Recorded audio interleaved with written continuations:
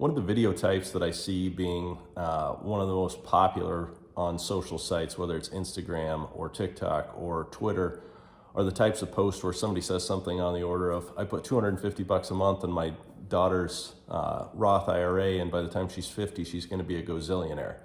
And while those types of aspirational posts, I think, can be helpful to the extent that they inspire people to invest, I think that they mask a broader issue, which is that for one thing, most people's investing time horizons are a lot shorter than your average 5-year-old.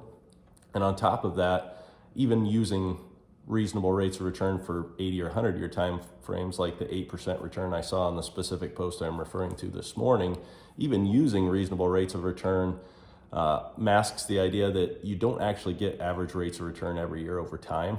Returns tend to be very lumpy. And when you introduce cash flows, meaning money going into an account or money coming out of an account, the lumpiness of those returns and the timing luck you have matters immensely. And I'm going to go through a couple of specific examples here to show you exactly what I mean. So the first example is the S&P price return in two separate time frames. And I'm using price return and total return just because I don't have the data series for total return. So total returns would have been higher than this. This is just the price return of the index. But the first goes from 1968 to 1982, which is one of the worst investing periods as it relates to the S&P in history. And what you can see is that over a 14-year time frame, the S&P 500 had a price return of almost -5% for a 14-year period, which is crazy when you think about it. What's even crazier is if you fast forward and I show you the next picture, which is 1982 to 2000 in that exact same index, and the price return is almost 1,400%. So when you think of the implications of that, somebody that would have been unfortunate enough and unlucky enough to be an investor in that 68 to 82 time frame, they could have been exceptional. They could have outperformed the average investor by, let's just say, 105%. So they made 100% return over a 14-year period, which frankly isn't all that impressive. And then you fast forward a person who is an exceptional investor in that time frame and you compare them to the average investor over the next 18 years, and they would have underperformed them by a multiple of almost 14.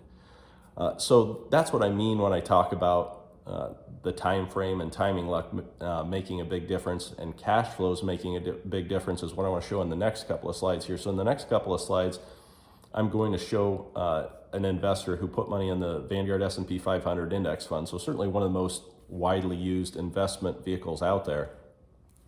And starting in the year 2000 and going to 2009, they started out with $100,000. They put $500 a month into this investment. And what you'll see is over a 9-year time frame, at the end of 9 years, they've put in a total of $154,000, and they have $85,000 to speak of after a 9-year time frame. And when you think of that, the real world implications of that, somebody that's maybe 9 or 10 years away from retirement who puts money away and projects historical returns has probably missed their mark by a massive amount. Now we look at that exact same investor from 2009 to 2018, so basically the exact same time frame, the exact same fund, the exact same investment amount, and that same $154,000 is now $595,000. So that poor schmuck at the beginning's got 85 grand left at the end of his 9 years, and the second person doing the exact same thing's got $595,000. If I'd have done that with a more extreme example like the QQQ NASDAQ 100 ETF, those numbers are something like $59,000 and almost $900,000. So what I'm trying to tell people is that it's okay to aspire to things. It's okay to believe in the viability of long-term historical returns.